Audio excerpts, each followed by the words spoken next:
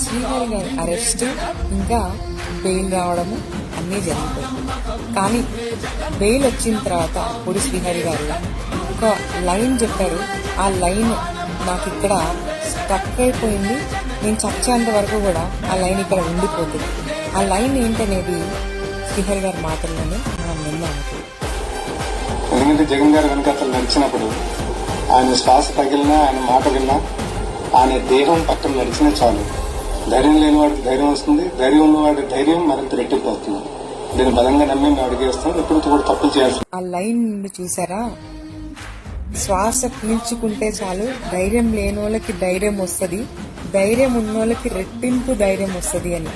బా, goose bump moment sir నాకు అది. మీ ప్రెస్ మీట్ మొత్తంలో ఆ లైన్, ఆ ఒక్క లైన్లో, ఆ ఒక్క లైన్తో నేను మీకు ఫ్యాన్ అయిపోయినాను సార్. నేను చెప్పారు సార్. వావ్.